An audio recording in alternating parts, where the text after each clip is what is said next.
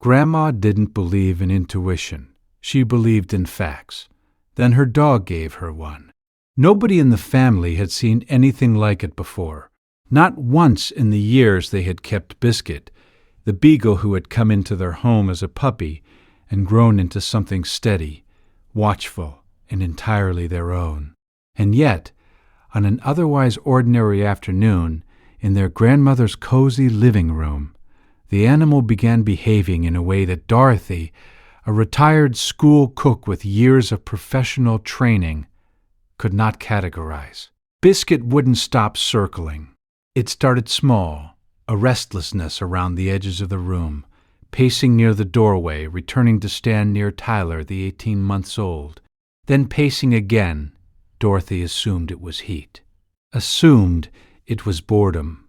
Assumed it was the sound of a garbage truck 3 streets over that she hadn't heard, but the animal had. She told herself this because she was a retired school cook, because she had professional frameworks for understanding behavior, because she had learned, over years of working with human beings in distress, that the most dangerous assumption is always the one that feels most reasonable. Tyler sat on the living room carpet in a patch of afternoon light, utterly unbothered. The beagle planted itself 6 inches from the toddler's side and exhaled through its nose. 3 long, deliberate breaths, each one directed at the child's face. "Stop that," Dorothy said. The dog looked at her for exactly 1 second, then looked back at Tyler. This happened 4 times, 5 times. The animal was not aggressive, was not panting, was not seeking attention. It was, in the most precise language available, working, doing something with a focus and a quiet urgency that Dorothy did not have a word for and therefore tried to dismiss. She called her partner. She said the dog was acting strangely. She was told dogs do that sometimes. She moved Biscuit to the back hallway and closed the door.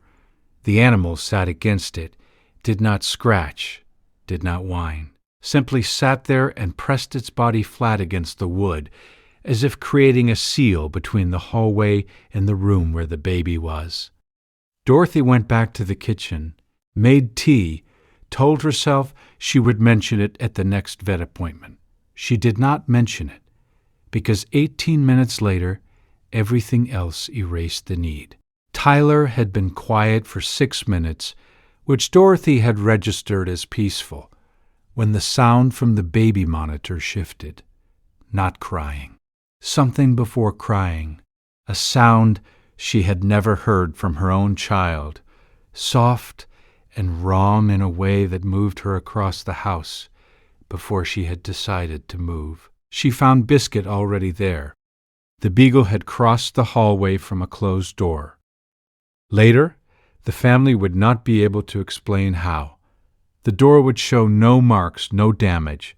The dog would simply have been where it needed to be, stationed 12 inches from Tyler, watching the child's chest with the particular focused stillness of an animal that is counting breaths. What Dorothy found was this.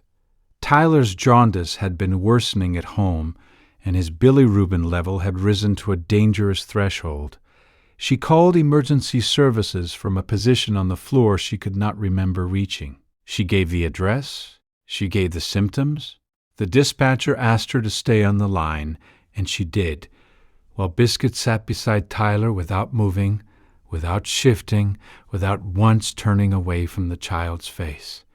The paramedics arrived in 11 minutes. The lead paramedic, 6 years working pediatric response, knelt beside the child and looked up at Dorothy and said something she has not been able to repeat out loud without her voice breaking, that if she had found them 20 minutes later, they would be having a very different conversation right now.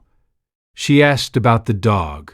The paramedic looked at Biscuit, still stationed at the child's side in the corner of the room, and said that she had heard stories about animals like this, that the ability to detect biochemical changes the human sensory system cannot register was documented, studied, and real. that this dog had been doing exactly what medical alert dogs are trained to do, without ever having been trained to do it.